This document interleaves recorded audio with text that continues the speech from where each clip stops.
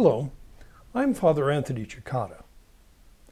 One disputed question in traditionalist circles, particularly among sedevacantists, concerns the 1955 Holy Week reforms of Pope Pius XII.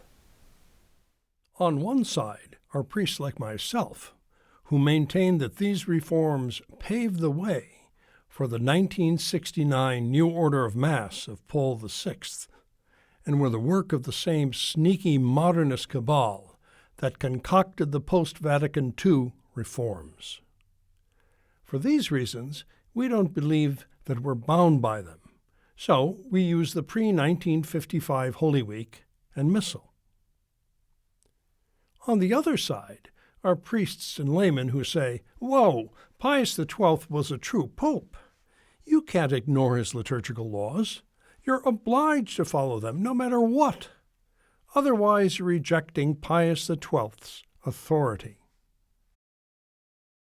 I've addressed this objection in several articles.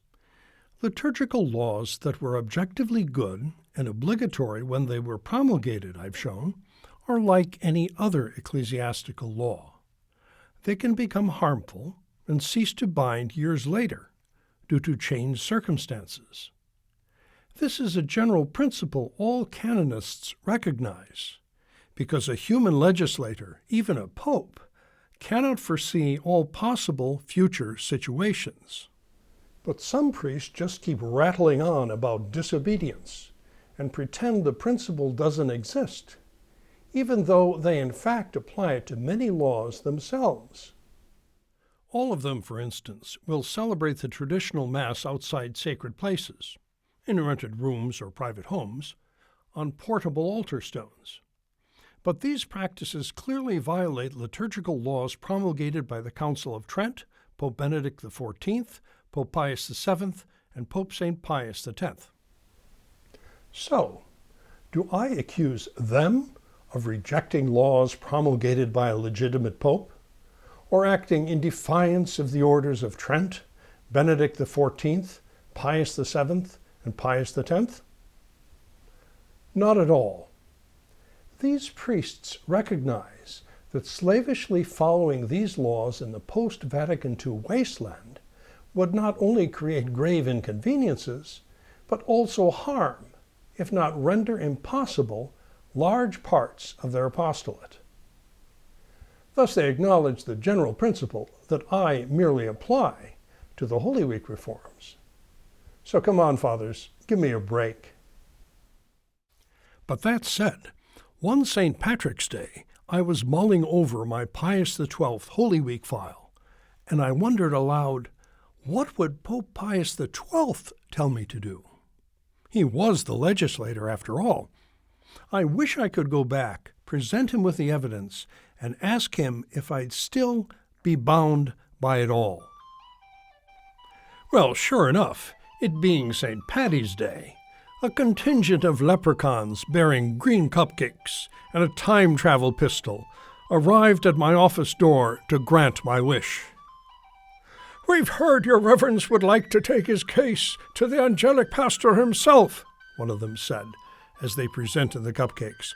"So here you go," he said, aiming his time travel pistol at me. "Back to 1957 with you, to His Holiness's own office, and mind your P's and Q's with Mother Pasqualina." Suddenly, there I was, before the austere and dignified, but somewhat surprised, figure of Pius XII. "Mamma mia, da dove vieni?" he said. "From America, Your Holiness."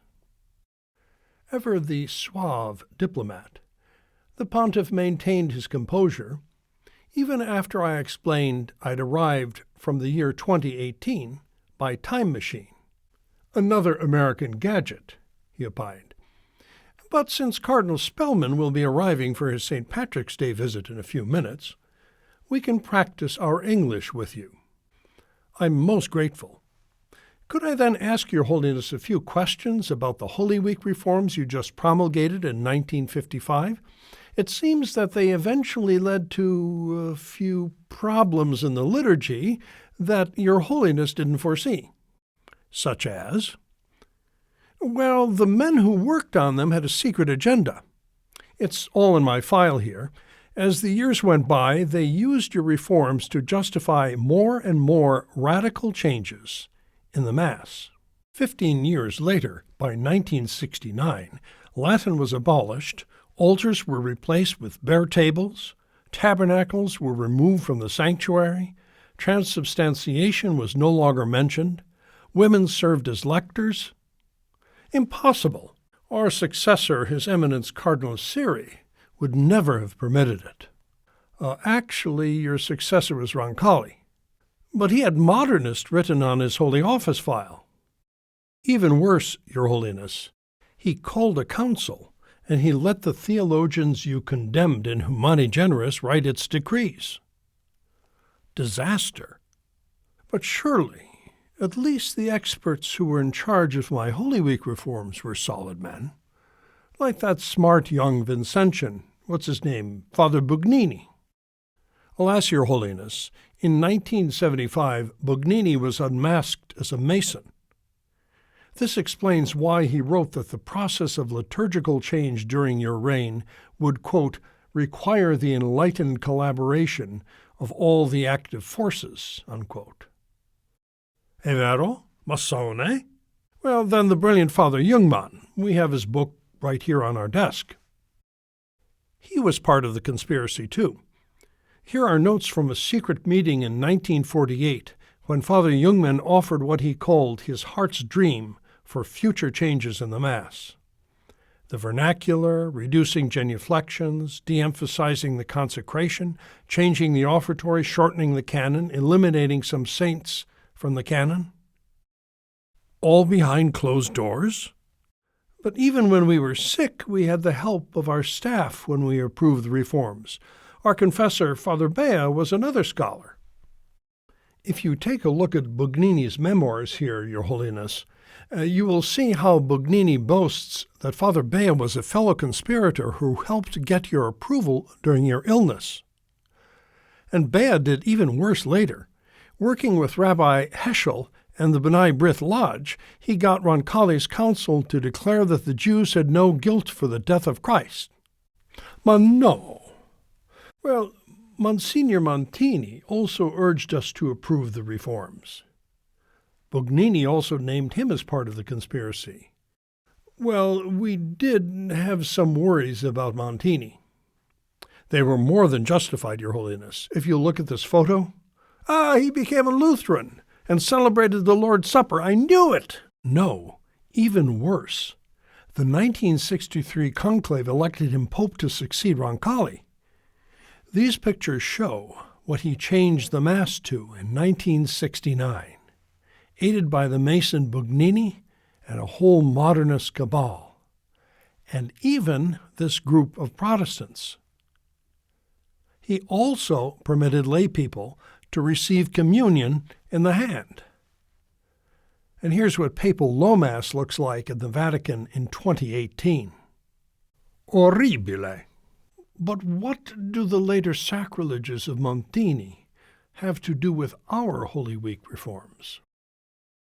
When he promulgated his new Mass in 1969, Your Holiness, Montini stated that your Holy Week reforms were the first step towards the adaptation of the Roman Missal to the sensitivities of this new age. He associated us with this? Our reforms were the first step? We had no idea. But you are not saying that our own reforms were evil in themselves, are you? Of course not, Your Holiness. But for us to continue to use your Holy Week after what Paul VI did to the Mass gives a false legitimacy to his later reform. Il naso del cammello, eh? The camel's nose in the tent. Capiamo. We understand. People ask, if you take the nose, why not take the whole camel? Exactly.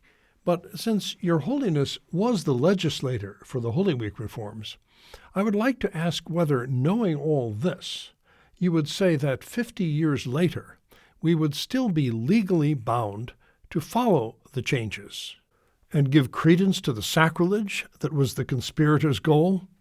Absolutely not.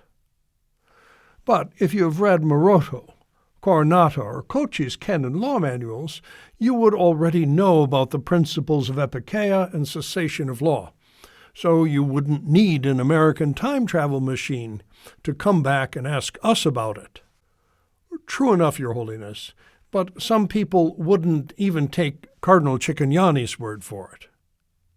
By the way, is your parakeet whistling an Irish jig? He's signaling us that Cardinal Spellman has arrived. Now, what is that Irish greeting that we are supposed to give His Eminence? Top of the morning to you. Ah, yes, Father, and the rest of the day for yourself. I started to disintegrate. Cardinal Spellman entered, and I quickly shouted, Holy Father, set him straight on religious liberty. But it was too late. There I was in my office again. The leprechauns cheered and presented me with another round of green cupcakes. To conclude, if the supreme legislator Pius XII knew all we know about what the reformers were really up to, do you think our little scenario would still be that far-fetched? But we do have the facts before us. Bugnini, the great architect of the liturgical revolution, told us that the Pius XII reforms were a bridge between the old and the new that led to a new city. And we do have the canonical principle to apply. A church law that through changed circumstances becomes harmful ceases to bind, a principle that even our critics repeatedly apply themselves. If you think that the last missal of the last true pope should be the last word on the form of the liturgy you want to last forever, fine, and you're welcome to it. But as far as I'm concerned, if you're telling people they should never, ever go to the new city, why insist we're still obliged to walk halfway across the bridge anyway? It doesn't make any sense.